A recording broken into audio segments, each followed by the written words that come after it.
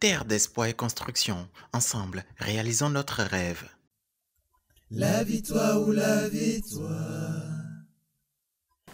Recevez, mesdames et messieurs, vieux, jeunes et enfants, mes salutations. Je n'oublie pas les personnes qui me doivent de l'argent, mais je vous pardonne, car j'ai besoin de vous.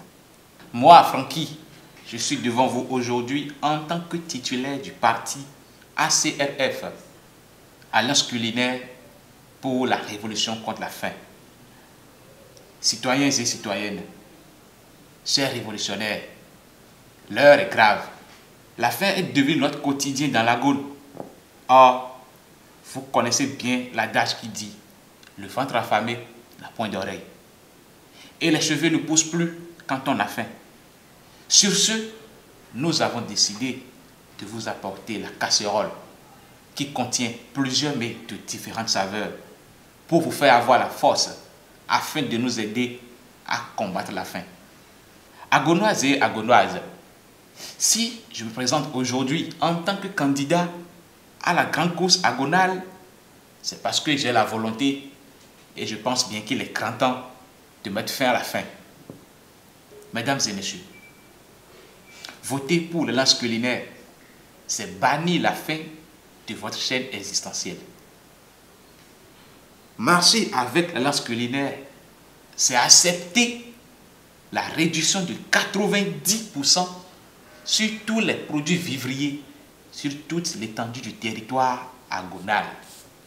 Avec l'alliance culinaire, le Gari coulera de nos robinets comme l'eau de la Sonèbe et gonflera uniquement dans l'eau de pluie.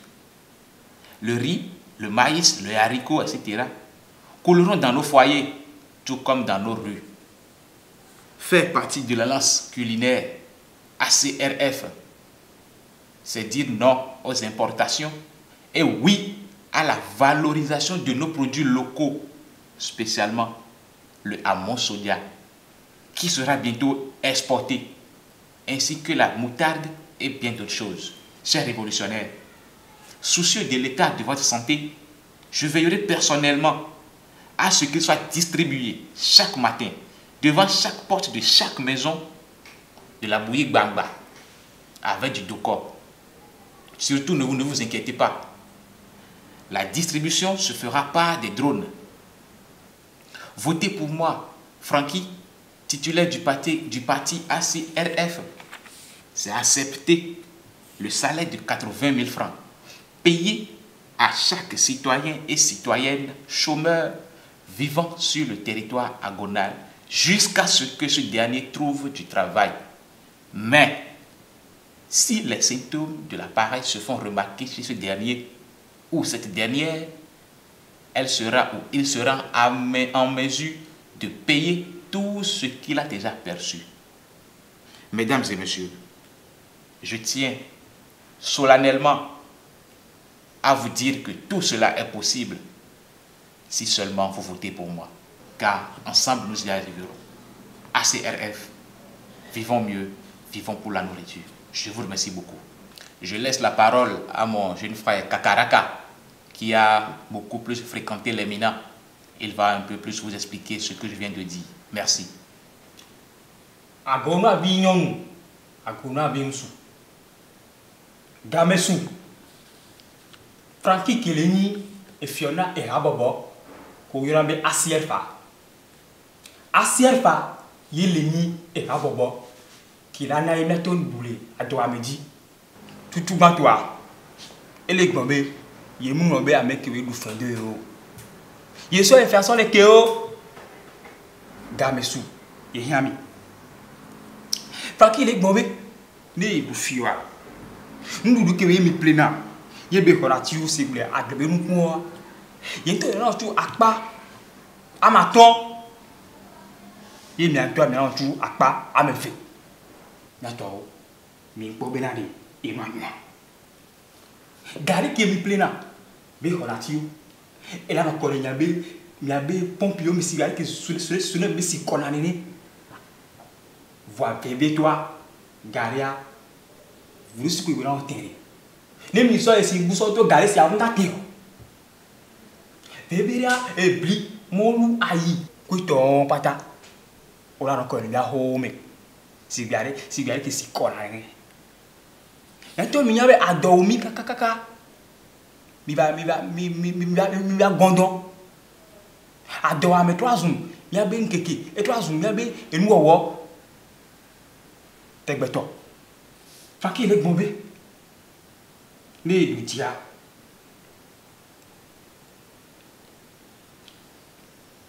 Mi le gberun le. Ndudu ke sona e dutao. I dura dormi o. E mi la ho gbe na ndudu ke e bu na le dua me o. Febere toi. Ndudu ke na to mi tesi. Yo yabe amo soja. Ento mi yembe Didier Drogba. Bris de 15. E won pata. Mi la so sono e duta. E pe ale ke yebe jume yo be la mesia on ande na e. Ye doué. Be ndeke sa ndeke ya. America ka na ho to be hormonwa. Zogbon. Ko yo be gbagba. Do botokun.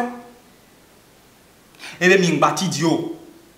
E nu ke yo wo ra le trône. Avion mi tiki ko ko na mede mea. Ya no ma nu wona mi. Ya to. Ne mi da ko na Frankia. Ame ke gbele agu mi ju ame ke we do pe we nya. Ye mu ra to a. La no ho we trisa we tiku kwa. Kotokun we ni. Ko ga ke me be poto a. Voa ne ba le po ku yo shishi. Ku vio agasu. Ku vio gbangban. La mo boa. Ebe la ho ye be gapio la mo si. Ni mi dakona asef be fiwa. Faki le gbonbe. E nu sugbo le mi a o. Doa eduye mi la no. Ya so yin ko. Ba ku di asia fa. Mi la po agbe haya oyo honyon. Mi agbia ira po. E le gbonbe. Mi tite. Il a doit attaquer. Les mia kujule et juyame. Ye mi la vosi gba de ke ngba gba le molo jini le gbanya. Attends une fois, Emmanuel. Akwinami.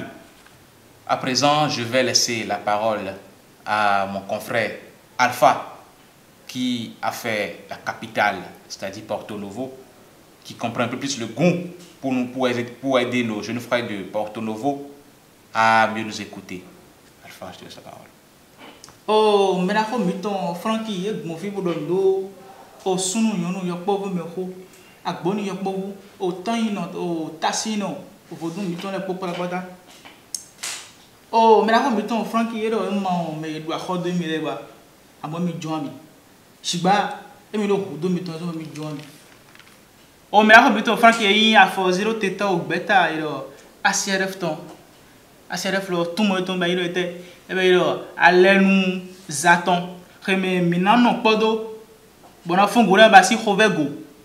Allez nous, mon coton, ouais, il y a fait 0 této, au bêta, mon coton. Au bien, comme ton Francky, et bon, fibolo. Ni misemi, tu es là, si au poé, et là, nous nous, meeting auto, on doit mettre les mains. D'ailleurs, tu gagnes, il est, nous, mon coton, et nous, manoa, oui. Bon, tu gagnes, nous, le pot. Bon, on donne au le pot. Et là, il m'envoie mon bas.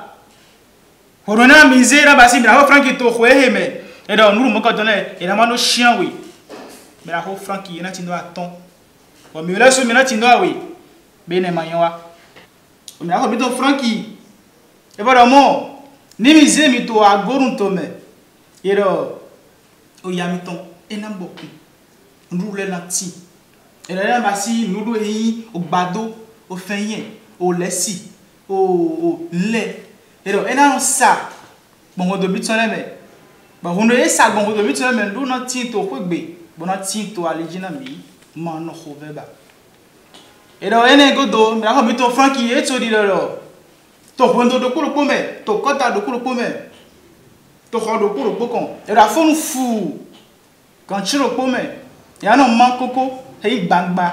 Bon, même pour mieux, ton tomito me fit, et le bon vient vino. Bah fond là il y a du temps les lonziers bon pédant ville bon na bena et coco ne non pour do ko bo attaque mina gbe e ba si nous du togo do ton le nous du notre togo do le bon na do auto mi to file nous le mina gbe ko bon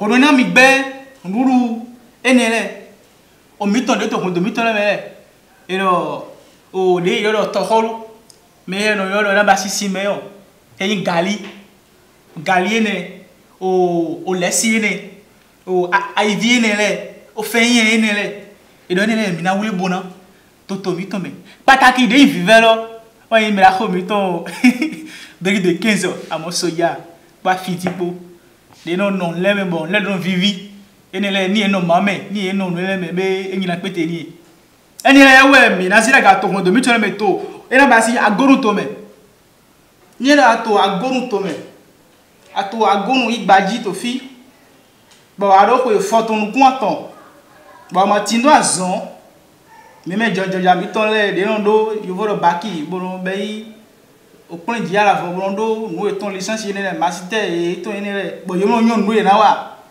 e do na tindo sun pari ko e apo kande awe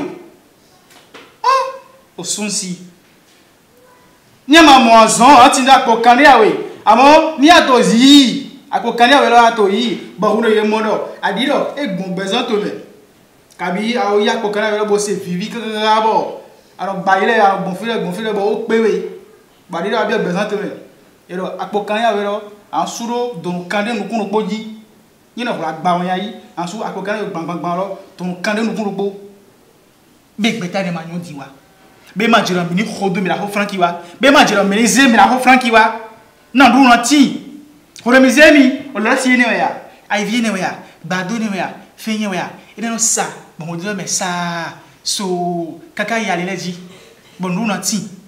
Bon mire ma sa ya ba si hover go. Mi don domi susu. Amon de pole, e poto mi silo. ACRF pour une révolution contre la faim.